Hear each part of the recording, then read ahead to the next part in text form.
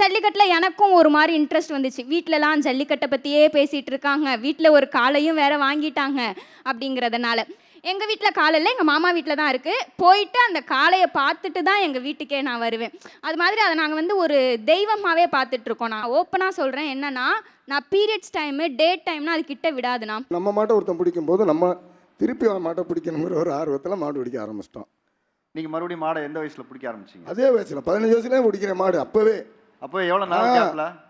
அன்னைக்கே ஸ்ரீலங்காவில் இலங்கை அமைச்சர் செந்தில் தொண்டைமான் அவங்க ஜல்லிக்கட்டு வச்சுருந்தாங்க. இங்கேருந்து போய் அங்கே மாடு பிடிச்சேன்.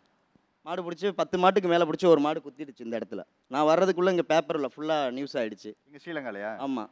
இங்கே வீட்டுக்கு வரப்போ நம்ம வீட்டில் ஆலாத்தி எடுக்க ரெடி ஆகிட்டாங்க. நமக்கு கல்லுக்குள்ளி சத்தியனெல்லாம் அப்படி பிடிப்பார் மாடு. ஒரு கால் ஹேண்டிகேப்ட் சார், ஒரு அப்படி நினைக்கவே முடியாது அவரை. அப்படி பிடிப்பார் கட்டையில்னு. அதாவது தமிழர் பண்டிகையிலேயே ரொம்ப சிறப்பு மிக்க ஒரு பண்டிகை அப்படின்னா தமிழர் திருநாள் பண்டிகை. வா தமிழாவா நேர்கள் அனைவருக்கும் தமிழர் திருநாள் நல்வாழ்த்துக்கள். இந்த பக்கம் அன்றைய காலகட்டங்களில் மாடுபிடி வீரர்கள் நாங்கள்லாம் எப்படி பிடிச்சும் தெரியுமா? எங்களுடைய வரலாறு தெரியுமா? எங்களுடைய இந்த மாடு பிடிப்பு கிடைக்கும்போது களத்தில் நாங்கள் நின்று விளையாண்டது பார்த்தீங்களா? மாடு மட்டும் நின்று விளையாடா, நாங்களும் நின்று விளையாண்டோன்னு சொல்கிற மாதிரி நீங்கள் எல்லாருமே வந்து உட்காந்துருக்கீங்க, மீசை முறுக்கிக்கிட்டு எல்லா மாவட்டங்கள்லேருந்து நீங்கள் வந்திருக்கீங்க. அதே மாதிரி அதற்கு கொஞ்சமும் சளைத்தவர்கள் இல்லை. இன்றைய இளைஞர்கள் உங்களுக்கு இணையாக நாங்களும் இன்றைக்கி களத்தில் இறங்கி இன்றைக்கி 10 மாடு 20 மாடுன்னு பூச்சிட்டு இன்றைக்கி கார் வாங்குகிறோம், இன்றைக்கி பைக் வாங்குகிறோம். இன்றைக்கி ஒரு இடத்துல களத்தில் மாப்பிள்ள இன்றைக்கி என்ன பரிசு, இன்றைக்கி என்ன எடுத்துகிட்டு வர பீரோவா கட்டலா அப்படின்னு ஒரு லிஸ்ட்டு போட்டுட்டு இன்றைக்கி மாடுபிடி வீரர்கள் வாங்கக்கூடிய இடத்துக்கு இந்த போட்டி நகர்ந்திருக்கு. இது எவ்வளவு ஆரோக்கியமானதாக இன்றைய சமுதாயத்தை மாற்றி இருக்கு. பழைய மாடுபிடி வீரர்களுக்கும் புதிய மாடுபிடி வீரர்களுக்கும் என்ன மாதிரியான உளவியல் சிக்கல்கள் இருக்குது, எந்தெந்த சவால்கள் இருக்குது அப்படிங்கிறத பேசணும்னு நினச்சது வா தமிழாவா. அதற்காக தான் இன்றைய நிகழ்வு இந்த தலைப்பில் நம்ம வச்சுருக்கோம். ஜல்லிக்கட்டு மாடுபடி வீரர்கள் அன்றைய தலைமுறையினர் வெர்சஸ் இன்றைய தலைமுறையினர். பொதுவான கேள்வியாகவே நான் வச்சுறேன் முதல்ல. அதாவது ஒரு ஜல்லிக்கட்டு அப்படிங்கும்போது நம்ம ஊரில் நம்ம சின்ன வயசுலேயே பார்த்து வளர்ந்த அனுபவம் இருக்கும் இல்லையா? அதை பற்றி தான் நம்ம பேச போகிறோம். இப்போது இந்த சிறு வயதில் உங்களுடைய ஜல்லிக்கட்டு அனுபவங்களை பகிர்ந்துக்கங்க. ஏன்னா நம்ம வளரும்போது ஃபஸ்ட்டு நம்ம கண்ணில் பார்க்குற விஷயம் தான் மனசில் ஆழமாக பதியும். ஏன் அந்த ஜல்லிக்கட்டு அப்போ சின்ன வயசில் உங்களை ஈர்த்தது, எது உங்களை கவர்ந்தது அப்படிங்கிறத ஒவ்வொருத்தராக சொல்ல ஆரம்பிங்க. புதுக்கோட்டை மாவட்டத்திலே வந்து ரொம்ப ஒரு பெரிய ஜல்லிக்கட்டு அப்படின்னா திருநெல்லூர் ஜல்லிக்கட்டு. அது வந்து நான் சின்ன வயசில் நான் 5வது 6வது படிக்கும் பொழுதுமா அப்போவே வந்து அந்த ஜல்லிக்கட்டுக்குன்னா எங்கள் ஊர்லேருந்து ஒரு 10 மாடு 20 மாடு நடந்தே ஓட்டிகிட்டு போவோம், ஒரு 20 கிலோமீட்ரு. அப்போ வந்து நாங்கள் ஸ்கூலை கட்டடிச்சிட்டு யாருக்கும் தெரியாமல் போகிறது. எப்படின்னா ரோட் வழியாக போனால் பிடிச்சிருவாங்க அப்படின்னு சொல்லிட்டு ஒரு காட்டாறு ஒன்று இருக்குது. அந்த காட்டாறு வழியாகவே அந்த ஜல்லிக்கட்டு பார்க்குறக்காக போவோம். அந்த புதுக்கோட்டை மாவட்டத்திலே சுற்றுவட்டத்தில் யார்கிட்ட கேட்டாலும் தெரியும், திருநெல்லூர் ஜல்லிக்கட்டுனா அவ்வளோ ஒரு இதாக இருக்கும். அந்த ஜல்லிக்கட்டு பார்க்குறக்காக சின்ன வயசில் போயிட்டு ஃபஸ்ட்டு வேடிக்கை பார்க்க தான் ஆரம்பித்தோம். அதுக்கப்புறம் கொஞ்சம் கொஞ்சமாக அந்த பார்க்க நான் எங்களுக்குள்ளேயே ஒரு இது ஊற ஆரம்பிச்சிருச்சு. நாங்கள் சின்ன வயசாக இருக்கும்போதே எங்கள் வீட்டில் மாடு ஆரம்ப ஸ்டேஜ்லேருந்தே வளர்த்தோம். தாத்தா அப்பா எல்லாம் மாடு எடுத்து மாடு வளர்த்தோம். அடுத்து நாமளும் ஒரு 10 வயசு 12 வயசுலேயே மாடு பிடிக்க ஆரம்பிச்சிட்டோம் ஜல்லிக்கட்டுக்கு. அப்போ நம்ம மாடை அவுத்து விட்டு நம்ம மாட்டை ஒருத்தன் பிடிக்கும்போது நம்ம திருப்பி மாட்டை பிடிக்கணுங்கிற ஒரு ஆர்வத்தில் மாடு பிடிக்க ஆரம்பிச்சிட்டோம். உங்கள் மாட்டை ஒருத்தர் பிடிச்சதுனால உங்களுக்கு கோவம் வந்துருச்சு? ஏன் கோவம் வந்துருச்சு. அப்போ நம்மளும் இந்த மாதிரி மாடு பிடிக்கணும் அப்படிங்கிற ஒரு இதில் நான் ஒரு 13-15 வயசுக்குள்ளே இருக்கும். அப்போ நான் மாடு பிடிக்க ஆரம்பிச்சிட்டோம். அதுலேருந்து ஆரம்பித்ததே எனக்கு மாடு பிடிக்க. அப்புறம் என்ன ஆச்சு, கொஞ்சம் ஏஜ் வந்துருச்சு. எந்த வயசில் நீங்கள் அந்த மாடை 14-15 வயசு இருக்கும். இல்லை உங்கள் மாடை இன்னொருத்தர் பிடிக்கும்போது உங்களுக்கு 15 வயசு இருக்கும். எனக்கு 15 வயசு உங்களுக்கு கோவம் வந்தது இல்லையா?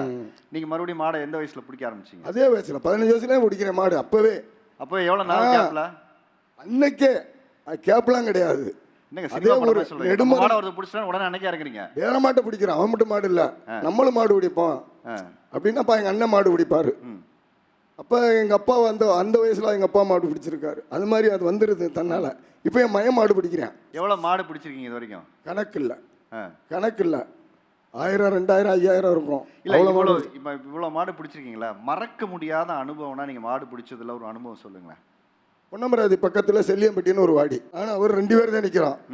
ஒரு ஊர் மாடு பேர் சொல்கிறாங்க, வாரப்பட்டி மாடு வருது, முடிஞ்ச ஆம்பளை கட்டிப்பாரு, இது வரைக்கும் கைப்படாத மாடு, எவன் ஆம்பளை கட்டிப்பாரு அப்படின்னு சொல்கிறாங்க. மைக்கில் சொல்கிறாங்க.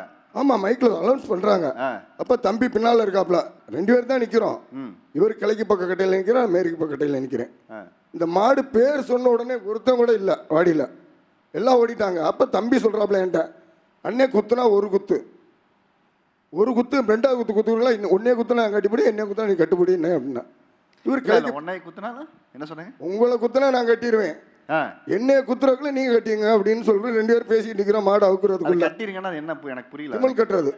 ஓ அந்த இதை கட்டி. ஓகே ஓகே அப்படின்னு சொல்றாரு. இவருக்கு கிழக்கு பக்கம் நிற்கிறாரு, நான் மேற்கு பக்கம் நிற்கிறேன். அந்த மாடு வந்தோடனே 2 பக்கமே ரொம்ப ஸ்பீடாக குத்தும். அப்போ வந்த சோர்ல கிழக்கு பக்கம் என் தம்பி பக்கம் குத்த நான் மாட்டை கட்டிட்டேன். ஓகே மாட்டை கட்டினா அது தொடாத மாடு. ஓ எந்த பக்கம் சாயுதோ அதுக்கு ஆப்போசிட் டக்குன்னு பிடிச்சி ஆப்போசிட்ல கட்டணும். நான் கட்டிட்டேன். செம்ம ஸ்ட்ராட்டஜி இது. ஒரு செகண்ட் கண் மூடி கண் திறக்கிற டைம் தான் அந்த மாட்டுக்கு டைம். குத்திடும். குத்த விடல கட்டிட்டேன். கைப்படாத மாட்டை கொண்டோன்னா மாடு கத்துது. மாடு கத்து பயங்கரமான ஜம்ப் பண்ணுது. அப்போ ஆடியன்ஸ் எல்லாம் கத்துறாங்க, எவ்வளோ நேரம் மாட்டில் இருப்பார், மாடு பிடி வெட்ட வச்சுன்னு அறிவிச்சா என்ன கமிட்டி அப்படின்னு. அப்புறம் மாடு பிடி வெட்ட வச்சாரு. அப்போல்லாம் ரொம்ப எங்களுக்கு வேஷ்டி துண்டு. அப்போ அந்த மாடை பிடிச்சதுக்கு என்ன பரிசு கொடுத்தாங்க? ஒரு சின்ன குத்து விளக்கு கொடுத்தாங்க. குத்து விளக்கு கோயிலில் கொண்டே வச்சுருவோம். குத்து விளக்கு கொடுத்துருக்காங்க. நீங்கள் குத்து வாங்கியிருந்தேன்னு என்ன இருக்கும்? அதே குத்துலாம் நிறையா வாங்கியிருக்கோம். எனக்கு குடலே வந்திருக்கு. எந்த ஒரு சம்பவம் ஒரு தாக்கம் உங்களை மாடுபிடி வீரராக ஆக்கியது சொல்லுங்கள். தமிழ்நாட்டிலேயே முதல் ஜல்லிக்கட்டுனா மலத்தாங்குளம் தான். ஜனவரி 1ஆம் தேதி நடக்கும் சார். பாரம்பரியமாக எல்லா ஊர்லேயும் போய் பாக்கு வச்சு நடத்துவாங்க. அது ரொம்ப ஃபேமஸ். தமிழ்நாட்டிலே முதல் ஜல்லிக்கட்டுனா அரியலூர் மாவட்டத்தில் மலத்தாங்குளம் தான் முதல் ஜல்லிக்கட்டு. அப்படின்னு பார்த்தீங்கன்னா எனக்கு வந்து ஜல்லிக்கட்டுன்னு ஸ்டார்ட் ஆகிடுச்சுன்னா போது சின்ன வயசுல ரொம்ப ஆர்வம். நான் ஃபஸ்ட்டு பார்க்குறேன்னா டிவியில் தான் ஃபஸ்ட்டு பார்ப்பேன். டிவியில் பார்த்துட்டு இருக்கும்போதே ஜல்லிக்கட்டா அப்படின்னும்போது டிவியில் முதல்ல உட்காந்து நான் ஃபஸ்ட்டு பார்ப்பேன். நம்ம ஊரில் வந்து பார்த்தீங்கன்னா 2 மணிக்கு ஜல்லிக்கட்டு நடக்கும். 2 மணிக்கு தான் ஸ்டார்ட்டே ஆகும். 500-600 மாடு அவுப்பாங்க. அந்த டைமில் பார்த்தீங்கன்னா நான் வந்து ஓரமாக நின்று வெளில தான் வேடிக்கை பார்ப்பேன். வேடிக்கை பார்க்கும்போது அங்கேருந்து கிராஸ் ஆகிறதுக்கு எனக்கு பயமாக இருக்கும். இங்கேருந்து கிராஸ் ஆகிட்டு போகும்போது கூட எங்கள் ஊரில் ஒரு பால்வாடி ஸ்கூல் இருக்கும். அந்த பால்வாடி ஸ்கூல் மேலே ஏறினு தான் நான் பார்ப்பேன். பார்த்துட்டு இருந்து இறங்கிட்டு அந்த மாதிரி தான் எனக்கு சின்ன சின்ன பயம் இருக்கும். பயம் இருக்கும்போது பொங்கல் டைமிங்கில் என்னோடய சிறு வயசில் வந்து முதல் காலை அடக்குனது வந்து பொங்கலில் வந்து கருநாள் அன்றைக்கி வந்து சாமி மாடுன்னு சொல்லி ஊரில் தெருவில் அவுத்து விடுவாங்க. அவுத்து விடும்போது முதல் மாடு நான் பிடிச்சதுன்னா வண்டி மாடு தான் பிடிச்சேன். தொழுவது இந்த தேர் ஓட்டுவாங்கள்ல அந்த மாடு தான் நான் முதலாக பிடிச்ச காலை. தமிழ்நாட்டிலே இப்போ அதிக வாடி உள்ளது புதுக்கோட்டை தான். கிட்டத்தட்ட 400 வாடிகள்கிட்ட புதுக்கோட்டையில் இருக்குது. 400 வாடிகள்கிட்ட புதுக்கோட்டையில் இருக்குது. அதில் வந்து இப்போ கூட 250 வாடி இப்போ உடனே இப்போ இது பண்ணிட்டாங்க இந்த வருஷத்துக்குள்ளது. நான் சின்ன பிள்ளையில் வீட்டு ஓரத்தில் தான் நம்ம வீடு, ரோட்டு ஓரத்தில் தான் நம்ம வீடு. அதில் தூங்கிட்டு இருக்கும்போது நைட்டு ஃபுல்லாக மாடை ஓட்டிக்கிட்டே போயிட்டு இருப்பாங்க. அதெல்லாம் அந்த சவுண்டு சலக்குன்னு அந்த சவுண்டு கேட்டுக்கிட்டே இருக்கல நைட்டு ஃபுல்லாக தூக்கம் வராது. எந்திரிச்சு எப்படா அந்த வெளில போகணும், வாடிக்கு போகணும்னு காலையில் பார்த்தா நம்ம சொந்தக்காரர் எல்லாமே மாட்டு வண்டி கட்டியிருப்பாங்க. ஏன்னா பக்கத்து ஒரு ஜல்லிக்கட்டு பார்க்க போகிறக்காண்டி அந்த மாட்டு வண்டி கட்டியிருப்பாங்க. அந்த மாட்டு வண்டியில் அவங்களோட கெஞ்சி கிளறி அதில் ஏறி ஓடிடுவோம். போய் அந்த மாட்டு வண்டியிலேருந்து மாடு பார்த்துக்கிட்டே இருப்போம், மச்சட்டு பார்த்துக்கிட்டே இருப்போம். நாளாக வாடி வாசலில் கடைசியில் நிற்போம். அப்படின்னா அப்போல்லாம் வந்து மஞ்சட்டு அந்த லாஸ்ட்டில் மாடு பிடிச்சி ஃபஸ்ட்டில் மாடு பிடிச்சா அந்த லாஸ்ட்டில் தான் கூட விடுவாங்க மாட்டை. அங்கே ஏறின மாட்டை லாஸ்ட்டில் தான் விடுவாங்க. நாங்கள் அந்த லாஸ்ட்டில் நிற்போம். லாஸ்ட்டில் நிற்கும்போது சின்ன பிள்ளையில அங்கேருந்து அப்போ வந்து ஒரு ஸ்கூலு கட்டஸ்ட்டு போகிற வயசு தான். அப்போ இல்லை வீட்டு தெரியாமல் போகிறது தான். லாஸ்ட்டில் நிற்போம். லாஸ்ட்டில் நிற்கும்போது என்னன்னா அங்கேருந்து 2 பேர் பிடிச்சிட்டு வந்து விடுற மாட்டை டக்கு நாங்கள் ஏறிடுவோம். நம்ம குடும்பத்தில் அப்பையிலேருந்து எல்லாருமே விவசாயம் தான். எங்கள்கிட்ட பூர்வீகமாக மாடு இருக்குது. அதனால எங்கள் ஊரில் வருஷம் தை 2 வந்து மாட்டுப் பொங்கல் ஜல்லிக்கட்டு நடக்கும். தை 1 வந்து அவனியபுரம் நடக்கும். தை 2 நம்ம ஊரில் நடக்கும் ஜல்லிக்கட்டு. அதனால எங்கள் ஊருக்கு சொந்தங்கள் எல்லாமே மாட்டு வண்டி கட்டி வருவாங்க. அப்போ இருந்து எங்கள் ஊரில் கோவில் மாடு காசின்னு ஒன்று இருக்குது. முன்னோர்கள் காலத்துலேருந்து எப்போவுமே கோவில் மாடுன்னு ஒன்று இருக்கும். அந்த கோவில் மாடு வீதியில் பிடிச்சிட்டு வர்றது, அந்த கோவில் மாட்டுக்கு பச்சரிசி வைக்கிறது, அது வீட்டுக்கு வர்றப்போ அது காலில் மஞ்சள் தண்ணி ஊற்றி எல்லாம் விழுந்து கும்பிடுவாங்க. நாங்கள் போய் வேட்டி போடுவோம் அதுக்கு. அது மாதிரியாக இருந்தது. எங்கள்கிட்ட மாடு இருக்குது அப்போயிலேருந்து. அந்த ஆர்வத்தில் அப்படியே மாடு பிடிக்க ஆரம்பித்தோன்னா ஒரு 10th முடிச்சப்போலேருந்து ஊருக்குள்ளே மேய்ச்சலுக்கு தெரிகிற கண்டுகளை பிடிக்கிறது. எங்கள் வீட்டில் கடமாடுக இருக்குது, ஒரு 10 மாடுக இருக்கும். அதில் கண்டுகளை நம்மளே பிடிச்சி பார்ப்போம், இது தயாராகுமா ஆகாதா அப்படின்ட்டு. அப்படியே ஆரம்பித்ததில் அப்புறம் ஒரு ஸ்டேஜ் வந்தோன்னா பெரிய ஜல்லிக்கட்டில் மாடு பிடிக்க ஆரம்பித்து நிறையா மாடு பிடிச்சிருக்கோம். நிறையா இடத்துல குத்து வாங்கியிருக்கோம். நீங்கள் எந்த வயசில் மாடு பிடிக்க தயாரானீங்க? நான் 10th படித்தப்போ 15 வயசில் பிடிக்க ஆரம்பித்தேன். வயசில் என்ன மாதிரியான பயிற்சி அப்போ எடுத்துக்கிட்டீங்க? பயிற்சி எங்கள் வீட்டிலலாம் விவசாயம் தான். காலையில் 6 மணிக்கு எந்திரிச்சோன்னா வயலுக்கு அனுப்பிச்சி விட்ருவாங்க. அதுலேயே நமக்கு எல்லாமே இருக்கும். வயலுக்கு போவோம், மாடு பிடிப்போம், ஆடு பிடிப்போம், வயலை சுற்றி பார்க்குறது, ப்ராக்டிக்கலாகவே அந்த இது நமக்கு வந்துடும். அதுக்கப்புறம் அப்படியே மாடு பிடிக்க ஆரம்பித்தோம். சின்ன வயசில் மாடு பிடிச்சிட்டு இருந்தோம், வெளில விட மாட்டாங்க. அப்புறம் ஜல்லிக்கட்டு தடை வந்ததுக்கப்புறம் 2019 18 ஃபஸ்ட்டு மாடு பிடிச்சேன். பெரிய ஜல்லிக்கட்டு ஆரம்பிச்சு அப்போலேருந்து இன்ன வரைக்கும் மாடு பிடிச்சிட்ருக்கேன். 2021 ஒரு பெரிய குத்து வாங்கியிருக்கேன். குத்து வாங்கி காலையே எடுக்கணும் அப்படின்னு சொல்லிட்டாங்க. திரும்ப அடுத்த வருஷமும் வந்து மாடு பிடிச்சேன். நடக்கவே முடியாதுன்னு சொன்னாங்க. மறுபடியும் மாடு எவ்வளோ பிடிச்சேன். வருஷம் ட்ரீட்மெண்ட் எடுத்தீங்க? அது எவ்வளோ அந்த ஒரு ஆண்டுக்குள்ளே சரியாயிடுச்சு உங்களுக்கு? 6 மாதம் படுத்தே இருந்தேண்ணா. ஆ. வீட்டில் தான் இருப்பேன். வயலுக்கு போவேன், பைக்கில் கொண்டு போயிட்டு விடுவாங்க, ரிட்டன் வருவேன். அவ்வளோதான், வீட்டில் தான் இருப்பேன். எதுவுமே பண்ண முடியல. கரெக்டாக அந்த இடத்துல நரம்பு கட் ஆகிற லெவலுக்கு ஆயிடுச்சு. அதனால் இன்ன வரைக்கும் மாடு பிடிச்சிட்டு தான் இருக்கேன். நீக்க போட்டு பிடிப்பேன். காலைல 6 மணிக்கு வயலுக்கு போகணுன்னா எந்திரிக்க மாட்டோம், தூங்கிட்டு இருப்போம். ஜல்லிக்கட்டுனா காலைல 5 மணிக்கு எந்திரிச்சு குளிச்சுட்டு சாமி கும்பிட்டோம்னா வீட்டில் எதுவுமே சொல்ல மாட்டாங்க. திரும்ப வர்றப்போ தான் வீட்டில் திட்டுவாங்க. இப்போ 2024 ஜனவரிக்கு கூட ஸ்ரீலங்காவில் இலங்கை அமைச்சர் செந்தில் தொண்டைமான் அவங்க ஜல்லிக்கட்டு வச்சுருந்தாங்க. இங்கேருந்து போய் அங்கே மாடு பிடிச்சேன். மாடு பிடிச்சி 10 மாட்டுக்கு மேலே பிடிச்சி ஒரு மாடு குத்திடுச்சு இந்த இடத்துல. நான் வர்றதுக்குள்ளே இங்கே பேப்பரில் ஃபுல்லாக நியூஸ் ஆகிடுச்சு. இங்கே ஸ்ரீலங்காலையா? ஆமாம். இங்கே வீட்டுக்கு வரப்போ நம்ம வீட்டில் ஆலாத்தி எடுக்க ரெடி ஆகிட்டாங்க நமக்கு. ஜல்லிக்கட்டு பார்த்தீங்கன்னா அதிகபட்சம் எடுத்திங்கன்னா ஒரு 12 மணிக்கு மேலே தான் ஆரம்பிப்பாங்க. அப்போ மதியம் 12 மணிக்கு மேலே தான் ஆரம்பிப்பாங்க. இப்போ எதனால் அந்த 12 மணிக்கு மேலே ஆரம்பிக்கும்? மாடு எல்லா ஊர்லேருந்து வரணும் சார். எல்லா ஊர்லேருந்து வேனில் ஏற்றி வருவாங்க. இப்போ தான் எல்லாம் நம்ம போட்டு எல்லாம் செலவு பண்ணி எடுத்துகிட்டு போயிட்டு இருக்கோம். அப்போல்லாம் கிடையாது. பார்க்க வைப்பாங்க, உங்களுக்கு வாடகை இவ்வளோ, சாப்பாடு இவ்வளோ, இவங்க வீட்டில் கொண்டு போய் நீங்கள் மாடை இறக்கிருங்க, அங்கே வீட்டில் எல்லாமே இருக்கும், சாப்பிட்லாம். அவங்க வீட்டிலேருந்து மேலதாளெலாம் வச்சு நம்மளை பட்டி கொண்டு போவாங்க. ரொம்ப சிறப்பாக இருக்கும் அப்புறம் ஜல்லிக்கட்டு.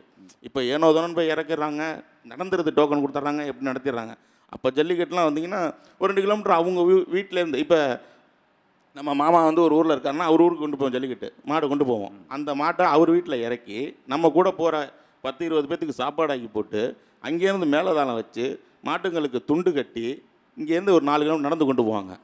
நாங்களும் கூட போவோம், மாட்டை ஓட்டிகிட்டு போவோம். அங்கே போய் இப்போ டோக்கன் சிஸ்டம் மாதிரிலாம் கிடையாது. பின்னாடி வாடி தான், யாருக்கு திறமை இருக்கோ ஓட்டி அவுத்துக்கலாம். அதே மாதிரி இப்போ வர சண்டை மாதிரிலாம் அப்போ வரவே வராது சார். 400 பேர் 500 பேர் உள்ளே நிற்போம்.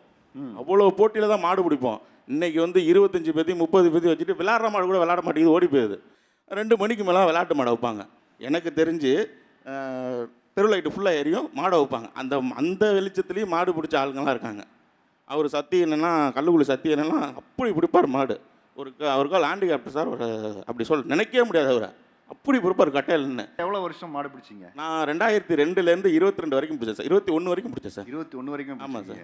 ஜல்லிக்கட்டை முடிச்சுட்டு பசங்கள்லாம் 10 கிலோமீட்டர் பேசிக்கிட்டே நடந்து வருவோம். இது அப்படி பாஞ்சிரா, இது இப்படி பாஞ்சிரா, அடுத்த ஊரில் பிடிச்சி போடணுண்டா, அந்த இதே தெரியாது.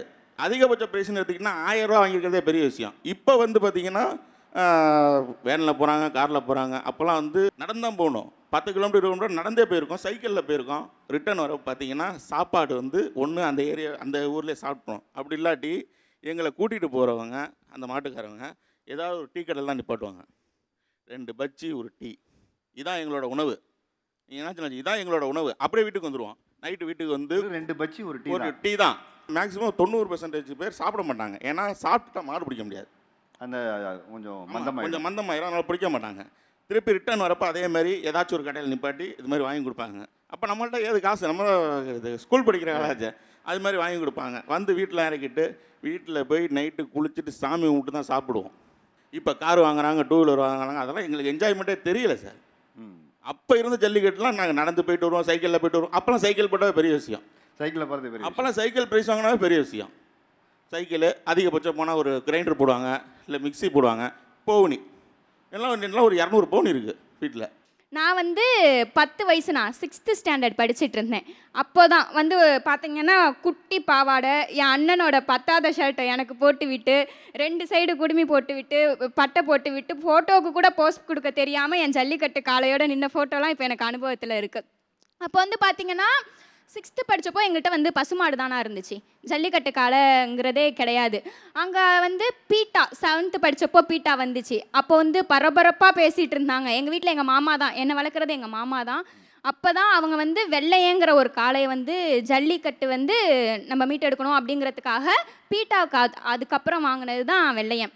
கால் சட்டை பருவத்திலேயே எனக்கு வந்து காளையோட கைத்தை வந்து கையில் கொடுத்து காளை தான் நம்மளோட உயிர், இதுதான் நம்மளோட தெய்வம் அப்படின்னு அந்த 10 வயசில் சொல்லி கொடுத்தது தான் இப்போ வரையும் எனக்கு ஓடிட்டே இருக்குது. அப்போ வந்து ஜல்லிக்கட்டில் எனக்கும் ஒரு மாதிரி இன்ட்ரெஸ்ட் வந்துச்சு. வீட்டிலலாம் ஜல்லிக்கட்டை பற்றியே பேசிகிட்டு இருக்காங்க, வீட்டில் ஒரு காளையும் வேறு வாங்கிட்டாங்க அப்படிங்கிறதுனால. எங்கள் வீட்டில் காலை இல்லை, எங்கள் மாமா வீட்டில் தான் இருக்குது. போயிட்டு அந்த காளையை பார்த்துட்டு தான் எங்கள் வீட்டுக்கே நான் வருவேன். அது மாதிரி அதை நாங்கள் வந்து ஒரு தெய்வமாகவே பார்த்துட்ருக்கோம். நான் ஓப்பனாக சொல்கிறேன், என்னென்னா நான் பீரியட்ஸ் டைமு டேட் டைம்னா அது கிட்ட விடாதுண்ணா. அந்த அளவுக்கு என்னை வந்து அது மேலே அது ஒரு பக்தியா அப்படி வர வச்சிட்டாங்க. அவங்க குடும்பமே எங்களுக்கு ரொம்ப க்ளோஸு. அவங்க வீட்டு கிழக்க போனால் அவங்க வீட்டில் தான் நான் சாப்பிடுவோம். அந்த மாதிரி பழக்க வழக்கங்களும் பெரிய லெவலில் எங்களுக்கு உண்டாயிரும். எனக்கு இப்போ வந்து 36 வயசு வரைக்கும் கல்யாணம் ஆகலை, பொண்ணு தரல. நீங்கள் அந்த கேள்விக்கு இப்போ பதில் கிடையாது. இதெல்லாம் நான் சொல்கிறேன், சொல்லணும்னு நினச்சிட்டு இருக்கேன். இது ஜல்லிக்கட்டை வச்சு தான் எனக்கு பொண்ணு, என் சொந்தத்திலே கொடுக்கல, யாருமே கொடுக்கல. இதெல்லாம் தெரிஞ்சு எனக்கு இப்போ செப்டம்பர் 15 தான் கல்யாணம் ஆச்சு. 3500 பத்திரிக்கை அடிச்சிருக்கேன். சொந்த பந்தத்துக்கு நான் வச்சது 300 பத்திரிக்கை. அது போக 3200 பத்திரிக்கை இங்கே எல்லாத்துக்குமே வச்சுருக்கேன். என்னோட சொந்த புள்ளம் தமிழ்நாடு ஃபுல்லாக பழக்கம் தான் என்னோட சொந்த பந்தம். அதுதான் ஜல்லிக்கட்டில் நாங்கள் ஏற்படுத்திக்கிட்டது. இதில் போய் நாங்கள் போய் சம்பாதிக்கிறதோ, நாங்கள் சம்பாதிக்க பிடிக்காரன் சம்பாதிக்கிறதோ இன்றைக்கி மாறிடுச்சு. ஜல்லிக்கட்டு வந்து ஒரு வியாபாரமே மாறிடுச்சு. எனக்கு ஃபஸ்ட்டு வந்து மாடு பிடிக்கின்ற ஒரு ஆர்வம் எப்போ வந்துச்சுன்னா 13 வயசில். சின்ன பிள்ளைலேருந்து நாங்கள் வந்து பரணி போடுவோம் அலங்கானூரில். பரணி போட்டு மேலே உட்காந்து பார்ப்போம். அப்போ வந்து ஆமூர்காரி, முட்டுவாள், இப்படி ஃபேமஸான மாடெல்லாம் விளாடும். அதில் எங்கள் மாமாங்க பிடிப்பாங்க. ஸ்ரீதர், எனக்கு என் குருநாதர் வந்து வலச சிங்கனே, அவர் பிடிப்பார்.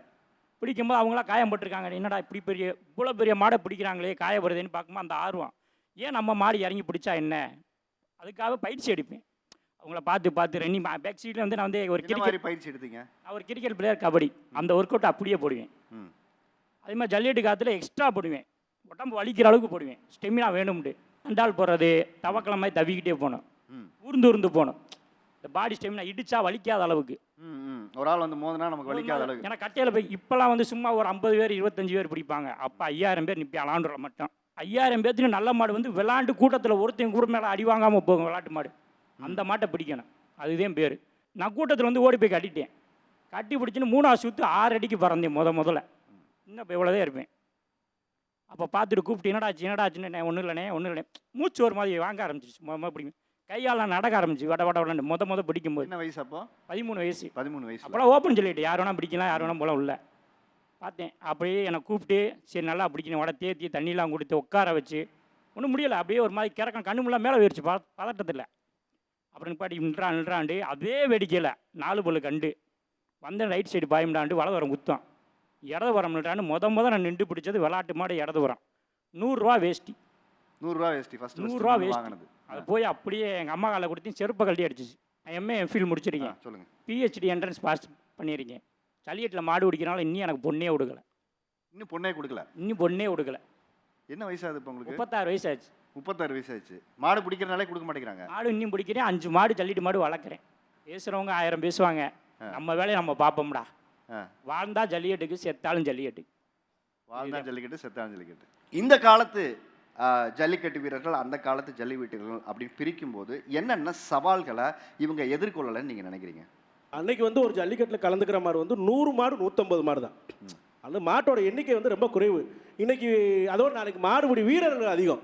எங்களுக்கான பிடிக்கிறதுக்கான வாய்ப்புகள் குறைவு. மாடு எண்ணிக்கை குறைவுனால எங்களுக்கான பிடிக்கிறதுக்கான வாய்ப்புகள் குறைவு. இன்னைக்கு ஒரு ஜல்லிக்கட்டில் 800 மாடு அந்த 1000 மாடு அவுக்குறாங்க. அப்போ அவங்களுக்கான மென்மேல் வாய்ப்புகள் அதிகமாகுது. அது இப்போ மாடு அதிகமாக இருக்கு. ஆமாம், இப்போ இன்னைக்கு ஒரு ஜல்லிக்கட்டில் 1000 மாடுக்கு அவுக்க 1100 மாடு அவுக்குறாங்க. இது போக இன்னைக்கு மெயினாக இன்னைக்கு 2 பாயிண்ட் பார்த்தீங்கன்னா, அவங்களுக்கு என்ன ப்ளஸ் எங்களுக்கு மைனஸ்னு பார்த்தா, இன்னைக்கு மெடிக்கல் மருத்துவம் வந்து அவங்களுக்கு ஸ்பாட்டில் நல்லா நல்ல ஒரு மருத்துவம் கிடைக்குது. ஃபர்ஸ்ட் எய்டு இன்னைக்கு ரொம்ப மெயின். ஃபர்ஸ்ட் எய்டு இன்னைக்கு வந்து ரொம்ப முக்கியமாக பெரிய மருத்துவமனையில இருந்தா கேம்ப் போட்டு பண்றாங்க. அவங்களுக்கு அந்த ஒரு மருத்துவ வசதி கிடைக்குது. எங்களுக்கு அந்த அது கிடையாது. இப்பெல்லாம் அந்த மருத்துவ வசதி உடனடியாக அங்கேயே ஒரு கேம்ப் கிடைக்குது இல்லையா? இப்போ பாயிண்ட் 2 இந்த வசதி அப்ப இல்ல உங்களுக்கு. இல்ல சார், இன்னொன்று பார்த்தீங்க அப்படின்னா, இன்னைக்கு அவங்களுக்கான வெகுமதி அதிகம். எங்களுக்கு அன்னைக்கு வெறும் வேட்டி துண்டு மட்டும்தான். இன்னைக்கு காரு பைக்கு வரைக்கும் அவங்களுக்கு கிடைக்குது. எங்களுக்கு அந்த வாய்ப்புகள் இல்லை. இன்னைக்கு அவங்களுக்கு பரிசு தொகை அதிகமாக கிடைக்குது, எங்களுக்கு ரொம்ப குறைவு. இல்லை, இது வந்து பொறாமையா, ஆதங்கமா, இல்லை நம்ம வரும்போது கிடைக்கலையா? இல்லை, பொறாமை இல்லை சார். இன்னைக்கு எங்களுக்கு அந்த இதெல்லாம் இல்லை. நாங்கள் இப்போ வீட்டுக்கு போகிறோம்னா ஒரு வேட்டி துண்டோட தான் போவோம். இன்னைக்கு அவங்க பல பொருட்களை கொண்டுட்டு போகிறாங்க, தங்கங்களை கொண்டுட்டு போகிறாங்க. சிறந்த மாடுபிடி வீரர்களாக தேர்வு பண்ணி இன்னைக்கு அவங்க காரு பைக்கு அந்த அளவுக்கு வின் பண்ணிட்டு போகிறாங்க. எங்களுக்குலாம் அந்த வாய்ப்பெல்லாம் இன்னைக்கு கிடைக்கல. அது பார்க்கும்போது எங்களுக்கு ஒரு சின்ன வருத்தங்கள் இருக்க தானே செய்யும். ப்ளஸ்ன்னு பார்த்தீங்கன்னா, அந்த ஃபஸ்ட் எய்டு கிடைக்கிறதுங்கிறது ரொம்ப இது. ஏன்னா நான் ஒரு முறை 11 மணிக்கு என்னை மாடு நேருக்கு நேர் அடிச்சுது. கீழே கடந்திருக்கேன், எனக்கே தெரியல. ஏதோ நியூஸ் தண்ணி உப்பு அதிகமாக போட்டு தண்ணி ஊற்றிருக்காங்க, அது மட்டும் ஞாபகம் இருந்துச்சு. 5:30க்கு தான் எனக்கு ஞாபகம் வருது. தூக்கி ஓரமாக போட்டுருந்துருக்காங்க. எங்கள் அப்பா தேடிட்டு வந்துட்டாங்க, என் பையனை கொண்டுட்டீங்கடா அப்படின்னு தேடிட்டு வராங்க. நான் 7th படிக்கும்போது. இன்றைக்கி அந்த மாதிரியான அந்த சூழல் கிடையாது. அடுத்த செகண்ட் வந்து அந்த சட்டத்திட்டங்கள்லாம் கொண்டு வந்து அந்த நெறிமுறைப்படுத்துறதுனால அவங்களுக்கு பெரிய அளவில் பாதுகாப்பு. அவர் சொன்ன மாதிரி அவங்களுக்கு வெகுமதிங்கிறது பொறாமை கிடையாது. அவங்களுக்கு ஆர்வத்தை தூண்டுறதுக்கு ஒரு வாய்ப்பு. எங்களுக்கு அப்படி கிடையாது. எங்களுக்கு வெகுமதினா பேர் மட்டும்தான். இப்போ அடுத்த ஊருக்காரங்க நீங்கள் சொல்லுவீங்கள்ல, நீங்கள் நடந்து போகும்போது பேசுனாங்களா, உங்களை காதில் கேட்டிங்களா, அது மட்டும்தான் எங்களுக்கு வெகுமதி. அதை தவிர எங்களுக்கு எதுவுமே கிடையாது. பாரம்பரியம் மட்டும்தான் எங்களுக்கு. சொல்லுங்க, அவங்க சொல்றதுக்கு உங்ககிட்ட யார்கிட்ட பதில் இருக்கு? ஒரு தனிப்பட்ட முறையில் கடந்த மார்ச் 2ஆம் தேதி மாபெரும் ஜல்லிக்கட்டை நடத்தி அருகிலிருந்து வீரர்களின் கஷ்டங்களை பார்த்த வகையில் என்ன ஓட்டத்தில் அன்னைக்கு மாடுபிடி வீரர்கள் 3 மணிக்கு ஜல்லிக்கட்டு ஆரம்பிப்பாங்க, 2 மணிக்கு மேலே வீட்டில் இருந்து கிளம்பி வந்து துண்டை உதறி போட்டு வருவாங்க, துண்டோட போகிறாங்க. ஆனால் இன்னைக்கு ஜல்லிக்கட்டு வீரர்களுடைய நிலைமை அது அல்ல அண்ணன். உண்மை, முன்னாடி நாள் இரவே நாளை காலை நடக்க இருக்கிற ஜல்லிக்கட்டு மைதானத்திற்கு வந்து அடைந்துடணும். அந்த இடத்துல இருந்து இரவு முழுக்கும் ஒரு அறையில் உட்காந்து வரிசையில் உட்காந்து இருக்கணும். மெடிக்கல் செக்கப்புக்கு லைனில் நிற்கணும். 1க்கு 2 கூட போக முடியாத சூழ்நிலையில் பசங்க வரிசை கட்டி உக்காந்து ஒரு டீ குடிக்க முடியாது, தண்ணி பாட்டில் இருக்காது, லைனில் நின்று மெடிக்கல் செக்கப் பண்ணி அப்படி ஃபஸ்ட்டு பேஜில் போகிறவன் ஓகே. ஆனால் அவனே 7வது பேஜாக இருந்தாலும் 7வது பேஜ் 3 மணிக்கு மாடை விற்றாலும் அது வரைக்கும் அந்த அறையில் வரிசையில் உட்காந்து இருக்கணும். அந்த கஷ்டம் இவங்களுக்கு இல்லை, இந்த கஷ்டம் அவங்களுக்கு இல்லை. எங்கள் ஊரில் மாண்புமிகு அமைச்சர் அவர்கள் ஜல்லிக்கட்டு நடத்துனாங்க. மாடுபிடி வீரர்களை அவர் மணி ஒரு கோரிக்கை வச்சதுனால ரொம்ப ரெஸ்பெக்டாக நடத்துனாங்க. இப்போ 7 மணிக்கு மெடிக்கல் செக்கப் போடுறாங்கன்னா 6 மணிக்கு அவங்கள அசம்பிள் பண்ணாங்க. அந்த ஃபஸ்ட்டு இருக்க 100 டோக்கன் நம்பர் கொடுத்துருக்காங்க. 1லேருந்து 100 பேரா, அந்த 100 பேர் மட்டும் உட்காரு, 10 இப்போ வராது, நான் கூப்பிடும் போதுவா அப்படின்னாங்க. எல்லாருக்குமே பிரியாணி உணவு, எல்லாருக்குமே தேவையான நீர் ஆகாரங்கள், எல்லாமே மருத்துவ வசதி, அதாவது லெட்டின் பாத்ரூம் கூட வண்டி கொண்டாந்து நிப்பாட்டியிருந்தாங்க. அந்த அளவுக்கெல்லாம் நல்லபடியாக பண்ண ஊரெலாம் இங்கே இருக்குது. ஒரு சில ஊர்களில் ஒரு சின்ன குறைகள் இருக்குன்றக்காண்டி அதை நம்ம அவங்களுக்கு கிடைக்கலன்னு ஹைலைட் பண்ண முடியாது. இன்றைக்கி நல்ல வசதிகள்லாம் இருக்குது. அவங்க ஜென்ரேஷனில் வந்து அண்ணா சொன்ன மாதிரி 3 மணிக்கு வேடிக்கைன்னா 2:30 மணிக்கு போயிடுவாங்க. இப்போ எங்கள் ஜென்ரேஷனில் பார்த்தீங்கன்னா ரெஸ்ட்ரிக்ஷன்ஸ் நிறையா இருக்குது. அவங்களுக்கு பார்க்க வச்சு கூப்பிடுவாங்க, எங்களுக்கு நாங்கள் ஊராக தேடி போகிறோம், டோக்கன் கொடுங்க மாடு பிடிக்க அப்படின்னு. அண்ணா சொன்ன மாதிரி நாளைக்கு வேடிக்கைன்னா இன்றைக்கே போய் தண்ணி இல்லாமல் சாப்பாடு இல்லாமல் நாங்கள் முன்னாடியே ரெஜிஸ்டர் பண்ணி அவங்க ஒரு இடத்துல சொல்லுவாங்க, இங்கே உட்காந்துருப்பா, நீ இத்தனை நம்பர் டோக்கன், இத்தனாவது பேட்ச்னா அது வரைக்கும் அவங்க கொடுத்தா தான் எங்களுக்கு தண்ணி ஃபுட்டு, இல்லைனா நாங்கள் உட்காந்துட்டு தான் இருக்கணும். அதே மாதிரி அவங்களுக்கு வந்து டைமிங்ஸ் கிடையாது. அவங்க உள்ளே போய் மாடு பிடிக்கலாம், 2 மாடு பிடிச்சிட்டு அவங்க வெளியில் போயிட்டு வந்து திருப்பி மாடு பிடிக்கலாம். எங்களுக்கு அந்த பேட்ச்னா அந்த 1 மணி நேரத்தில் நாங்கள் அந்த 1 மணி நேரத்தில் மட்டும்தான் பிடிக்க முடியும். எனக்கு தண்ணி தாகமாக இருக்குன்னு நான் வெளியில் போயிட்டு திருப்பி வரேன், நான் உள்ளே அலோவ் பண்ண மாட்டான்.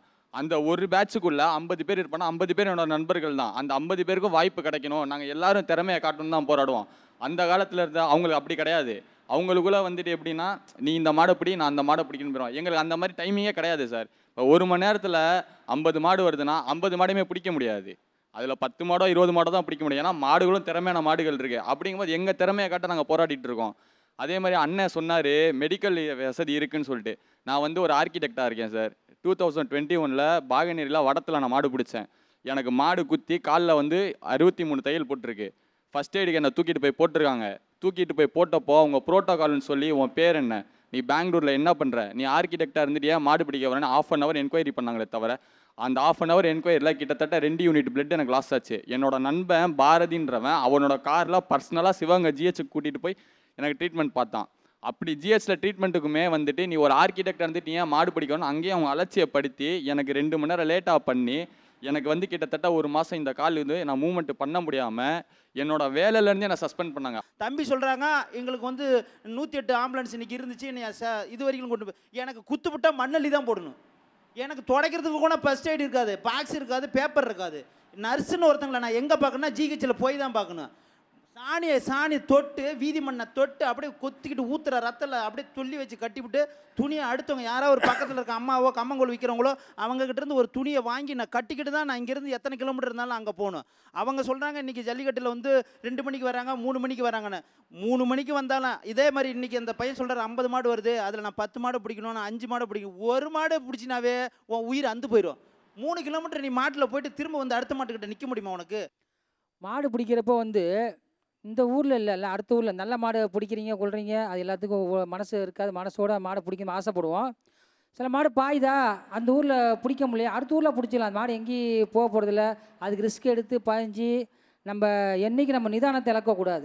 நிதானத்தை இழந்து நம்ம மாடை பிடிச்சாக்கா அது பாதிப்பு நமக்கு தான் கிடைக்கும். அதனால் அடுத்த ஊரில் அந்த மாடை பிடிச்சி சொல்லி விட்டுருங்க. அந்த மாடை பிடிக்கணும்னு சொல்லி முழு மூச்சாக இருந்து நம்ம வேறு மாதிரி நடந்துட்டாக்கா நம்ம வீட்டுக்கு நம்ம காலத்துக்கு நம்ம அந்த ஈடு கட்ட முடியாது. அன்றைக்கெல்லாம் நாங்கள் மாடு பிடிச்சப்பெல்லாம் வந்து உயிர் சேதம் வந்து ரொம்ப கம்மி. ஒரு 50 வேடிக்கையில் பார்த்தா எங்கேயுமே அந்த இழப்பு எங்கேயுமே இல்லை. இப்போ பார்த்தீங்கன்னாக்கா நிறைய இழப்புகள், நிறைய இளைஞர்கள் நிறைய இழப்புகள் நாங்கள் பார்க்குறப்ப ரொம்ப கொஞ்சம் மன சங்கடமாக இருக்குது. நீங்கள் இது இல்லாமல் வீட்டில் ரொம்ப உங்களால் வாழ்நாள் ஃபுல்லும் அந்த வீட்டில் இழப்பு வந்து அவங்களால ஈடுகட்டவே முடியல. அதனால் நிதானத்தை இழந்து மாடை பிடிக்காதீங்க. இப்போது ஒரு மாடு வளர்க்கணும் அப்படிங்கும்போது அந்த மாடு என்ன மாடாக நம்ம வளர்க்கணும் முடிவு பண்ணுறோம் இல்லையா? நம்ம பால் கொடுக்குற மாடுன்னு சில ஏரியாக்களை நம்ம பிரித்து வைப்போம் இல்லைங்களா? அதுக்கப்புறம் இந்த ஜல்லிக்கட்டுக்கான காளை மாடுகளை வாங்கி வளர்ப்பதுங்கிறது வந்து ஒரு பெரிய தவம். அது அப்படி தான் சொல்லணும், ஒரு தவம்.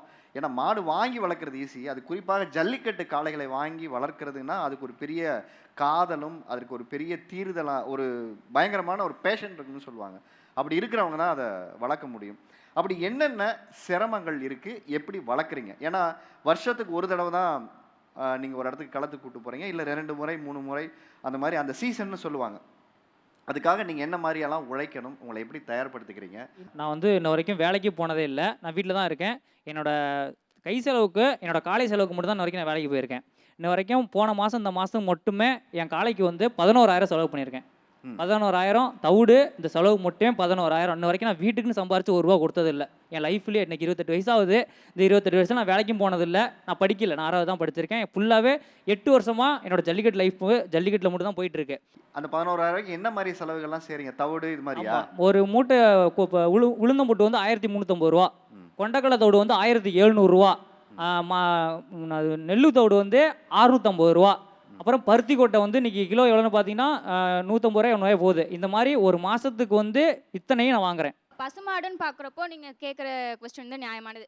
நார்மலாக மேய்க்க விட்டுட்டாலே அது போதும், அதுக்கானது. ஆனால் இதுக்குன்னு பார்க்குறப்போ நாங்கள் தண்ணி வைக்கணும், மாட்டுக்கு தவிடு, தீவனம், புல் எல்லாத்தையுமே நாங்கள் எக்ஸ்ட்ரா போடணும். ஏன்னா இதுக்கு வந்து ஸ்டெமினா பவர் இன்னும் தேவை.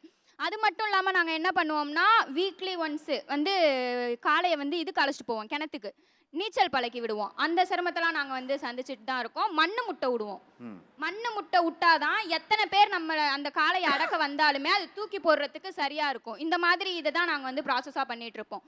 மண்ணு முட்டி தூக்கும் போது அதோட பலத்தை வந்து நம்ம வந்து அதிகப்படுத்துவோம், பயிற்சி கொடுக்கறது. ஆமாம், ஒரு நல்லா மண்ணு முட்டான இடத்துல காளையை விட்டுட்டோம்னா அது எவ்வளோ தூரம் வேணாலும் எவ்வளோ நேரம் வேணாலும் ஆக்ரோஷமாக அது வேகம் தீர்ற வரைக்கும் மண்ணை முட்டி போடும். அப்போ தான் அடுத்த நாள் வந்து எத்தனை அண்ணாங்க வந்து கட்டினாலுமே அது தூக்கி போடுறதுக்கு சௌரியமாக இருக்கும். என்னதான் அதுக்கு வந்து தீவனம், புல், தவிடுன்னு அது இதுன்னு கொடுத்தாலும் இந்த மாதிரி ஃபிசிக்கலான ட்ரைனிங் கொடுத்தாதான் அது வந்து அடுத்த நாள் களத்தில் நல்லா விளையாடும். Very good. இந்த மாதிரி வேற என்னென்ன பயிற்சிகள் நீங்கள் கொடுக்குறீங்க? இந்த பக்கம் சொல்லுங்களேன். மாட்டுக்கு வந்துன்னு முதல்ல வந்து எவ்வளோக்கு எவ்வளோ நடை பிடிக்கிறோமோ அவ்வளோக்கு எவ்வளோ தீவனம் வைக்கணும். ஒரு பருத்தி மூடை வந்து 3,350 ரூபா இன்றைக்கி ரேட்டு. வடை உருண்டை வந்து 1,850, மக்காச்சோள மாவு 1,250, அதுபோக கோதுமை தவிடு 1,150. என் மாட்டுக்கு 5 வகை தீவனம் வைக்கிறேன், 5 மாடு வளர்க்குறேன். மாதம் 18,000 ரூபா மாட்டுக்கு மட்டுமே செலவு வைக்கிறேன். வீட்டுக்குன்னு நான் காசு கொடுத்தது கிடையாது, எல்லாமே மாட்டுக்கு தான். வாரத்தில் ஒரு நாள் மாட்டுக்கு நீச்சல் போடுவேன். இஞ்சியை நல்லா அரைச்சி அதோட வெங்காயத்தை அரைச்சி வாயில் போட்டு நீந்தினோம்னா மாடு 1.5 மணி நேரம் நீந்தும். 1.5 மணி நேரம் நம்ம தண்ணிக்குள்ளே இருக்கணும் நம்மளும். அதுக்கான ட்ரெயினிங் தான். மாடு வந்து நம்ம அவுக்குறது ஒரு நேரம் தான், அவன் வரிசையில் போட்டு 1 மணி நேரம் ஆகும். வரிசையில் போட்டு 1 மணி நேரம் மாடு அவன் அழைச்சி மெடிக்கல் செக்கப் பண்ணி அவுந்து வரக்குள்ளேயும் மாடு தோண்டக்கூடாது, அந்த ஸ்டெமினா விடக்கூடாது. அந்த மூக்கணாங்கரை அவுத்து வெளியே வரமா நமக்கு அந்த 1 நிமிஷம் சந்தோஷம் தான். அந்த 1 நிமிஷம் இவ்வளோ நேரம் தயார்படுத்தணும். தண்ணிக்குள்ள நீங்கள் வந்து இஞ்சியை கொடுத்து 1 மணி நேரம் நீங்களும் சேர்ந்து அதோட நீச்சல் அடிக்கணும். அப்போத்தையும் மாடு விரவு இருக்கும். எவ்வளோக்கு எவ்வளோ மாடை நீந்த வரமோ அவ்வளோக்கு எவ்வளோ கால் விரவு கொடுக்கும். வேற என்னென்ன பயிற்சிகளை நீங்கள் கொடுக்குறீங்க? மாடுகள் எப்படி வளர்க்குறீங்க? இப்போ என் பேர் முத்துராமலிங்கம், நான் புதுக்கோட்டை. நாங்கள் 4 மாடு வச்சுருக்கோம். இப்போ தீவனம்னு பார்த்துக்கிட்டிங்கன்னா ஒரு மாதத்துக்கு 5,000 6,000 ரூபா வருது. நான் வந்து இங்கே சென்னையில் இருக்கேன். இப்போ நான் பிஸ்னஸ் பண்ணிகிட்டு இருக்கேன், அதனால் என்னால் வாங்கி கொடுத்துட முடியுது. ஆனால் எல்லாருனாலையும் அது மாதிரி பண்ண முடியலை. அது இல்லாமல் இப்போ 4 காலைக்கும் பார்த்தீங்கன்னா ஒரு 5,000 6,000 ரூபா மாதம் வருது. அது இல்லாமல் விவசாயம் பண்ணுறோம், அதோட வைக்கோல் இதெல்லாம் அதுக்கு தான் வைக்கிறோம். அது இல்லாமல் பில்லு எடுத்தாந்து போடுறோம். இப்போ எல்லோரும் சொல்கிறாங்களே பயிற்சி கொடுக்குறோம் அப்படின்னு சொல்லிட்டு, இப்போ ஒரு ஸ்கூலில் நம்ம ஒரு 50 பேர் படிக்கிறோன்னா 50 பேரும் ஒரே டீச்சர்கிட்ட தான் படிப்போம். ஆனால் அந்த 50 பேரும் ஃபஸ்ட்டு மார்க் வாங்குறது கிடையாது, யாராவது ஒருத்தர் தான் வாங்குவோம். அது மாதிரி இந்த காளைகள் பார்த்தீங்கன்னா நீங்கள் என்ன பயிற்சி கொடுத்தாலும் அதுக்குன்னு ஒரு குணம் இருக்கும். அந்த குணம் என்னவோ அதுதான் அது வாடியில் பண்ணும். நம்ம மண்ணு முட்டை விடுறதுனாலையோ நடை பிடிச்சிட்டு போகிறதுனாலையோ அது ஓரளவு ஸ்டெமினா இதாகும்.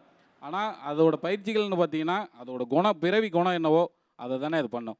நீங்கள் பொங்கல் விழாக்களில் நம்ம தயாராகும் போது உங்கள் வீட்டில் இருக்கும் பிள்ளைகளான காளைகளை எப்படி நீங்கள் தயார்படுத்துறீங்க? என்ன மாதிரியான அலங்கரிப்பு வேலைகள்லாம் செய்கிறீங்க? அந்த வழிமுறைகளை சொல்லுங்களேன். ஏன்னா ஒவ்வொரு வீட்டில் ஒரு வழக்கம் இருக்கும், ஒவ்வொரு ஊர்கள்லையும் ஒரு வழிபாடுகள் இருக்கும். அதை எப்படி செய்கிறீங்க?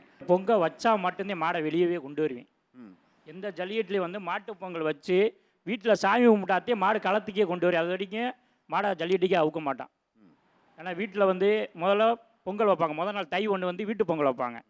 மறுநாள் மாட்டு பொங்கல் வைக்கணும். மாட்டு பொங்கல் வச்சு இறைவனுக்கு படைச்சி என் சொந்தம் வந்து அக்கா தங்கச்சி எல்லாத்தையும் வந்து மாட்டு சாமியாடி விபூதி போட்டாத்தே ஜல்லிக்கட்டுக்கே வரும். இல்லாட்டி நீ டோக்கன் 10 கொடுத்தாலும் சரி 1 கொடுத்தாலும் சரி அவுக்கவே மாட்டேன். ஏன்னா சாமிக்கு கட்டுப்பட்டதையும் ஜல்லிக்கட்டு. ஒரு மாதம் விரதம் இருப்பான், குடும்பமே விரதம் இருப்பான். குழந்தைகளுக்கு ட்ரெஸ் எடுக்கிறோம். அதே மாதிரி அவருக்கு புது கயிறு, புது மணி, புது தோம்பு அதை எடுக்கிறோம். பொங்கல் அன்னைக்கு மாட்டு பொங்கல் அன்னைக்கு தம்பி சொன்ன மாதிரி நம்ம வீட்டில் பொங்கல் வச்சு இந்த கொம்புக்கு வர்ணம் தீட்டுவது எல்லாமே அது வந்து நாங்கள் இந்த காலைக்கு வந்து சந்தனம் தடவும், விபூதி தடவும், பெயிண்ட் அடிக்க மாட்டோம். பெயிண்ட் அடிக்க மாட்டோம். அதே மாதிரி மற்ற இந்த கெமிக்கல் ஐட்டம்லாம் அடிக்க மாட்டோம். நம்ம மாட்டு பொங்கல் அன்னைக்கு பொங்கல் நம்ம வீட்டில் பொங்கல் வச்சு திஷ்டி சுற்றுறதுன்னு சொல்கிறது. திஷ்டி சுற்றுவோம். அதாவது அந்த நம்ம கிராமத்து முறைப்படி திஷ்டி சுற்றி பொங்கல் சங்கராந்தி பொங்கல் சொல்லி ஒரு திஷ்டி சுற்றி அந்த சாப்பாடு முதல்ல மாட்டுக்கு ஊட்டுவோம். நம்ம இதில் அந்த சாப்பாடு ஊட்டி உலக்க வெளியில் வர ஒரு ரவுண்ட் பிடிச்சி போயிட்டு மறுபடியும் குறுக்க வீட்டில் வந்து உலக்க போடுவோம். உலக்க போட்டு அந்த மாடு அதை தாண்டி வீட்டுக்குள்ளே வரணும், நம்மளுடைய கட்டுத்துறைக்கு வரணும். அந்த சாஸ்திரம் பண்ணுவோம். மாட்டுக்கு கயிறு மணி அந்த கொம்பு எடுத்துட்டு, அதாவது கொம்பு எடுக்கிறதுனா கொம்பு சீவுறதுன்னு சொல்லுவோம். கொம்பு சீவிட்டு அதுக்கு இப்போ காளை மாடுனா மஞ்சள் இது மாதிரி தடவுவோம். பசு மாடு இதுகளுக்கு வந்து பெயிண்ட் அடிப்போம். அதுக்கு வந்து மாலை இதெல்லாம் போட்டுட்டு அதுக்கு ஒரு அந்த 3வது பொங்கல் அன்னைக்கு அதுக்கு சாமி கும்பிட்றப்போ அதுக்கு உணவு ஊட்டுவோம். உங்கள் மாடுகளை எப்படி அழகாக அலங்கரிக்கிறீர்கள்? ஊரில் உள்ள எல்லா மாட்டையும் வந்து கோவிலில் வச்சு கிடைமாடு மாதிரி வைப்பாங்க. அன்னைக்கு வந்து பார்த்தீங்க அப்படின்னா எங்களோட மாடு ஃபுல்லாக அலங்காரம் பண்ணி வரிசையாக ஒரு 50 மாடு 100 மாடு எல்லாமே ஒரே மாதிரி அலங்காரம் பண்ணியிருப்போம். ஒரே மாதிரி அலங்காரம் பண்ணியிருப்போம். மாட்டோட கயிறும் ஒரே கலரில் இருக்கும், மாட்டு கொம்பில் இருக்க சந்தன கலரும் ஒரே மாதிரி இருக்கும், நெத்தியில் இருக்க பொட்டும் ஒரே மாதிரி இருக்கும். தீபாவளி முடிஞ்சுனாவே நம்ம வந்து செட்டு கயிறுலாம் மாற்றிடுவோண்ணே. அதுக்கு முன்னாடி வரைக்கும் மாடு சாதுவாக தான் இருக்கும். ஒரு நேரம் சாப்பாடு தான் வைப்போம், நிதானமாக இருக்கும். இந்த கயிறெல்லாம் மாற்றிடுவோம். கயிறு மாற்றினாவே தெரியும் ரைட்டு நம்மளை தயார் பண்ணுறாங்க அப்படின்றதே தெரியும். அதுக்கான ரெடி தண்ணி வைப்போம். ஜிம்மேன் எப்படி ஸ்டேஜ் ஏறுறதுக்காக ரெடி பண்ணுறாங்க அது மாதிரி டெய்லி நடப்பிடிப்போம். வாரத்தில் ஒரு நாள் நீச்சல் போடுவோம். நீச்சல் போட்டுட்டு அந்த மாடு குளிப்பாட்டிட்டு அந்த ஜலதோஷம் பிடிக்காமல் இருக்கிறதுக்காக நாங்கள் சாம்பிராணி போடுவோம், வேப்பமுத்து இடித்து போடுறது, இது ரெடி தண்ணி வைப்போம். அது மாதிரியெல்லாம் பண்ணுவோண்ணே. உங்கள் வீடு மாடுகளுக்கு எப்படி நீங்கள் அலங்காரம் இதெல்லாம் எப்படி பண்ணுறீங்க? சந்தனம், குங்குமம், அந்த ஜிகுனா அப்படி மினு நைஸாக அந்த ஜிகுனாவை தொளிச்சு விட்றதும், சந்தனத்தை ஏற்றி விட்றதும், அப்படியே வெட்டுக்கோறு போட்டு கழுத்தில் ஒரு சால்வை கட்டி ரோட்டில் போனால் அப்படியே ஒரு மணக்கிறதுக்கு அப்படியே செங்குன்னு போகும். அலாண்டருக்கு போகும்போதே பல பேர் பார்ப்பேன், டேய் இன்னாருடைய மாடு வருது அங்கே பாடுறான்னுவேன். 4000 மாடு பிடிச்சிருக்கேன்னா 1996 2022 ஆண்டு வரை அள்ளி வச்சுருக்கேன் ஸ்டில்ஸுகளை, ஃபோட்டோஸ் எல்லாம். ஏன்னா கேட்டால் டேட்டா வரணும் இல்லையா? இப்போ அதுதான் உங்களுக்கு இந்த நீங்கள் மாடு இது வரைக்கும் 4000 மாடு பிடிச்சிருக்கீங்க இல்லையா? உங்களுக்கு என்ன சந்தோஷம்? இப்போ நீங்கள் இவ்வளோ மாடுகளை தொடர்ச்சியாக பிடிக்கிறதுக்கு ஒரு உத்வேகம் இருக்கு இல்லையா? இது ஆரம்பித்ததுக்கு ஒரு காரணம் இருக்கு இல்லையா? எந்த புள்ளியில் இதை ஆரம்பிச்சிங்க? எதுக்காக மாடுபிடி வீரராக நீங்கள் இருக்கணும்னு ஆசைப்பட்டு ஆரம்பிச்சிங்க? சிறிய வயதிலே ஸ்கூல் படிக்கும் போதே பார்த்தீங்கன்னா நம்ம ஊர்களில் நாட்டு மாடுகள் அதிகமாக இருந்துச்சு. நாட்டு மாடுகள் ஊரில் இருக்கக்கூடிய வண்டி மாடு பார்த்தீங்கன்னா ஒத்த மாட்டு வண்டி வளைச்சி நிற்கும். அப்போ பொங்கல் அன்னைக்கு இந்த மாலை கட்டி விரட்டுறதும் திமிலை பிடிச்சி அந்த பார்க்குறதும் சின்ன வயசுலே படிப்பை கவனத்தை குறைச்சிட்டு அந்த மாடு கண்டு மேலே ரொம்ப ஆர்வமாகி போச்சு. அதுக்கெல்லாம் பார்க்கும்போது அந்த கண்டுகளை பிடிச்சிருக்கும் போது என்னம்மா குமுள் இது என்ன வீங்கி இருக்குன்னு கேட்பேன். அப்புறம் அது திமிழ்றா, அப்புறம் நான் கும்முளுன்னுவேன்.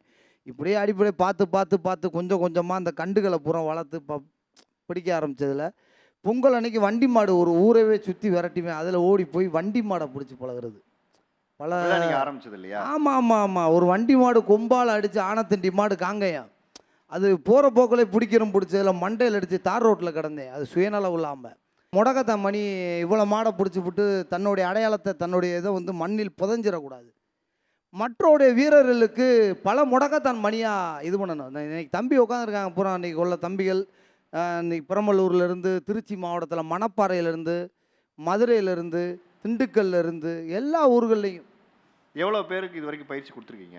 இதுவரைய 1388 வீரர்களுக்கு இன்னைக்கு பயிற்சி கொடுத்ததில் கிட்டத்தட்ட ஏறதால 185 பேர் இன்னைக்கு சிறந்த வீரர்கள். பூரா எல்லா இடத்துலையுமே 5 ஊர் 6 ஊர் இப்படி. ஏதாவது சந்தா அந்த மாதிரி வாங்குறீங்களா, இல்லை நீங்கள் ஃப்ரீயாக ட்ரெயின் பண்ணுறீங்களா? இதுவரைய சமூக சேவை நோக்கத்தோடைய வாழ்ந்துட்டோம். கல்வியை தான் சில இடத்துல பணம் வாங்குறாங்க. நம்மளுடைய பாரம்பரியத்தைனாலும் பல பேர்களுக்கு எனக்கு பிற என்னுடைய கேம் அழியாமல் இருக்கிறதுக்கு ஒரு பல வீரர்களுக்கு நம்ம கற்றுக் கொடுத்துட்டு போனால்தான் நம்மளும் இந்த மண்ணில் புதஞ்சாலும் நம்மளுடைய கேம் அழியாமல் இருக்கிறதுக்கான ஒரு இதை தான் நம்ம இன்ன வரைய செஞ்சுட்டு வந்துக்கிறீங்க. இன்னும் பல மாவட்டத்தில் ஒவ்வொருடைய கல்லூரி மாணவர்களுக்கும் சில விவசாய இருக்கக்கூடிய அந்த மாணவர்களுக்கும் சமூக சேவையோடைய நோக்கத்தோடைய எல்லா பேத்துக்கும் எந்த ஒரு பணம் எதுவும் இல்லாமல் என்னுடைய சொந்த முயற்சியில் அவங்களுக்கு பணம் காசு கொடுத்து வீரராக பல வீரர்களை உருவாக்கி இன்னைக்கு இந்த களத்தில் வந்து பறக்க விட்டுக்கிறீங்க.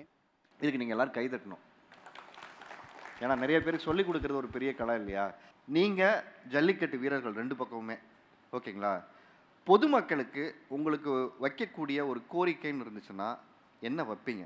தமிழ்நாட்டில் இருக்கிற மக்களில் யாரும் செய்யாததான் நாங்கள் செய்கிறோம். மாடு வளர்க்குறோம், மாடு பிடிக்கிறோம், யாரும் செய்யலை. இதெல்லாம் நீங்கள் மற்றவங்களாம் செய்யலை. அதை நாங்கள் செய்கிறோம்னா எங்களுக்கு எல்லா சக மனிதர்களுக்கு போல் மதிக்க கற்றுங்க, மரியாதை இருக்கணும், சமூகத்தில் ஒரு நல்ல அந்தஸ்து வேணும். மாடுபிடி வீரர்னு ஒருத்தர் இல்லைன்னா மாடே கிடையாது. அப்படிங்கிறப்ப பாரம்பரியத்தை காப்பாற்றுறதுல எங்களோட பங்கு அதிகமாக இருக்குது. அப்படிங்கிறப்ப நாட்டினத்தை காப்பாற்றுறது வீரர்கள் தான் அப்படிங்கிறத மாற்றி எங்களை பாருங்கள். இந்த வீரர்கள்னால தான் நாட்டின மாடு அழியாமல் இருக்குது.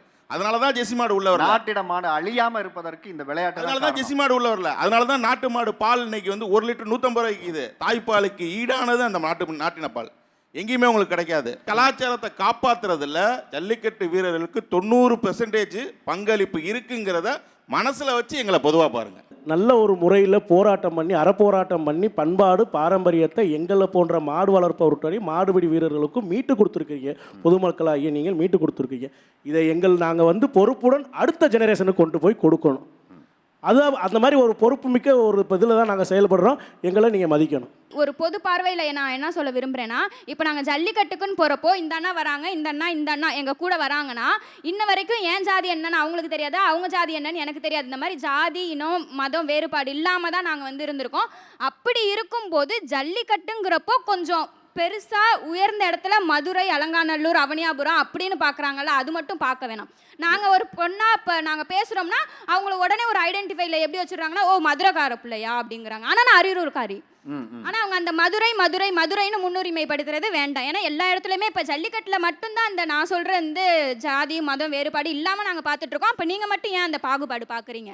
பாகுபாடு பார்க்க வேண்டாம், பார்க்கக்கூடாது. கிரிக்கெட், ஹேண்ட்பால், ஃபுட்பாலில் கொடுக்குற மரியாதையை வந்து ஜல்லிக்கட்டு வீரருக்கு கொடுக்க முடியும். எல்லா ஸ்போர்ட்ஸையும் ஒரே மாதிரி பிரித்து பார்க்குறாங்க. ஜல்லிக்கட்டு பிடிச்சா இது ஆகச்சிறந்த விளையாட்டு தான், உலகத்திலே ஆகச்சிறந்த விளையாட்டு வீர விளையாட்டு ஜல்லிக்கட்டு தான். ஆனால் அதில் பிடிக்கிற வீரர்களை மதிக்க மாட்டுறாங்க, வாடா போடான்னு இழிவுபடுத்துகிறாங்க.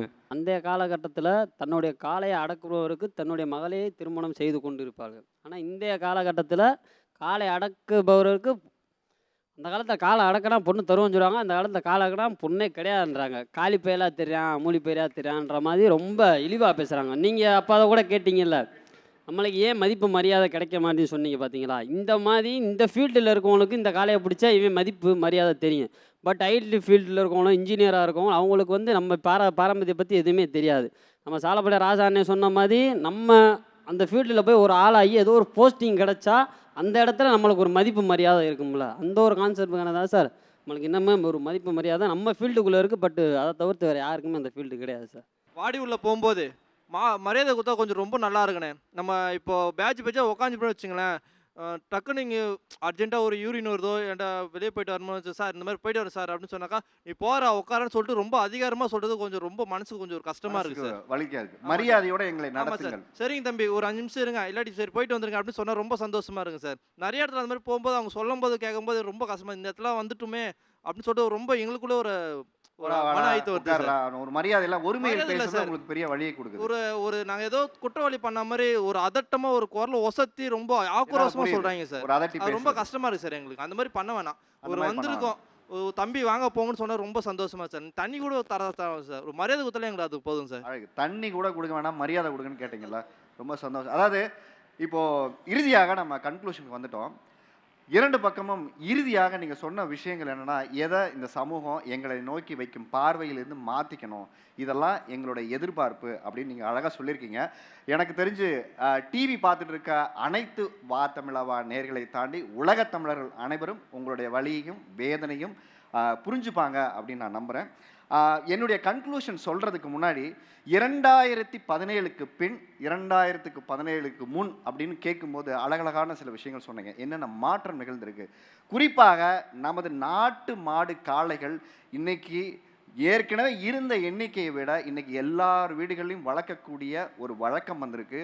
ஒவ்வொரு பொங்கல் வரும்போது மட்டும் ஜல்லிக்கட்டை பேசி கடந்து விடாமல் மீண்டும் உயிர்ப்போடு வைத்திருப்பது என்பது எதற்காகனா, நாம் வாழணும்னா இந்த மண்ணில் நாம் யாரோட வாழ்கிறோம் அப்படின்னா நம்மை சார்ந்திருக்கக்கூடிய மிருகம் இல்லை, அது நம் வீட்டு பிள்ளையாக பார்க்கக்கூடிய காளைகள். ஏன்னா மிருகம் என்றால் காட்டில் தான் இருக்கணும், காட்டில் இருக்கிறது தான். ஆனால் ஏன் இன்றைக்கி வீட்டில் இருக்குன்னா, நம்ம வாழ்க்கையில் இன்றைக்கி சோத்தில் கை வைக்கணும்னா சேத்துல யாராவது கால் வைக்கணுங்கிறத ரொம்ப வருஷமாக நிறைய பேர் சொல்லிக்கிட்டு இருக்காங்க. ஆனால் இன்றைய தலைமுறைகள் நம்ம சோத்தில் கை வைக்கிறதுக்கு முன்னாடி ஒவ்வொருத்தருடைய உழைப்பு இங்கே இருக்குது. இங்கிருந்து காளைகளை உயிர்ப்புடன் நம்ம பாதுகாப்பது பெரிய விஷயம். இன்றைக்கி மாடு வளர்க்க ஆரம்பிக்காதவர்கள் இடம் இருந்தால் தயவு செஞ்சு கூடவே உங்கள் மனசில் கொஞ்சம் இடம் இருந்தால் நீங்கள் மாடு வளர்க்க ஆரம்பிங்க. ஏன்னா அங்கேருந்து தான் இது ஆரம்பிக்குது. மாடு வளர்க்கதை நம்ம ஊக்குவிக்கணும். அதே நேரத்தில் நம்ம சமூகத்தை கட்டமைப்பதுன்னு ஒன்று இருக்குல்ல. எனக்கு ரொம்ப சந்தோஷமான இந்த விஷயம் என்னென்னா, தண்ணி உண்மையாகவே பஞ்சம் குறைஞ்சிருக்கு. அதே மாதிரி நமது ஒவ்வொரு ஊர்களையுமே தூர்வாடுற பணி ரொம்ப சிறப்பாக நீங்களாகவே பண்ணிக்கிறீங்க. அதே மாதிரி அரசாங்கங்களும் அதை அழகாக செஞ்சு கொடுக்குது உங்களுக்கு தேவையானதை. அது எல்லாமே இந்த மாற்றம் எங்கே நிகழுதுன்னா, நம்ம பாரம்பரியத்தையும் நம்ம உணர்வுபூர்வமாக நம்ம எப்போ விவசாயிலேருந்து வெளியில் போகிறோமோ அப்போ தான் நமக்கு பிரச்சனை. விவசாயத்துலேருந்து மனுஷன் வெளில போகாமல் இருக்கணும்னா நம்ம வீட்டில் மாடு இருக்கணும். மீண்டும் உங்கள் பிள்ளைகளுக்கு இந்த பழக்க வழக்கங்களை கடத்துவதில் நீங்கள் நிறுத்தாமல் அந்த பணியை செய்யுங்க, படிக்க வைங்க, உயரத்துக்கு கொண்டு போங்க. அதே நேரத்தில் உங்கள் பாதுகாப்பை கவனத்தில் வைத்து கொள்ளுங்கள். அது ரொம்ப முக்கியமான விஷயம். எமோஷனலாக இருக்காதீங்க. பாதுகாப்பை உறுதி செய்து இந்த விளையாட்டில் நீங்கள் பயணிங்க. அதே நேரத்தில் உயரத்துக்கு நீங்கள் ஒவ்வொரும் போகணும். ஏன்னா நிறைய விளையாட்டுகளில் பெரிய பெரிய வீரர்கள் நிறைய கோடிகள் சம்பாதிக்கிறாங்க. மனசார அந்த விழாவிலேருந்து நான் உங்களை எல்லாரையுமே வாழ்த்துறேன். நீங்களும் நல்ல உயரத்துக்கு போகணும். இன்னொரு 10 ஆண்டுகளுக்குள்ளே ஒரு பெரிய மாற்றம் இதில் நிகழும்னு நான் நம்புகிறேன். அது பெரிய மாற்றத்தை நோக்கி இந்த மேடை ஒரு நல்ல துவக்கத்தை துவங்கியிருக்குன்னு நினைக்கிறேன். வந்து கலந்துக்கிட்ட அனைவருக்குமே நன்றி. ஒவ்வொரு ஊர்கள்லேருந்து வந்திருக்கீங்க, உங்களுக்குமே கோடான கோடி நன்றி. இந்த பொங்கல் விழாவில் சிரமத்தை பார்க்காம ஊர்கள்லேருந்து நீங்கள் வந்ததுக்கு வா தமிழாவா உங்களை எல்லாரையுமே மகிழ்ச்சியோட வணக்கத்தை தெரிவிச்சுக்குது. ரொம்ப ரொம்ப நன்றி. மீண்டும் ஒரு நல்ல தலைப்பில் அடுத்த வாரம் உங்களை சந்திக்கும் வரை உங்களிடமிருந்து விடைபெறுவது உங்கள் ஆரிய அர்ஜுனன்.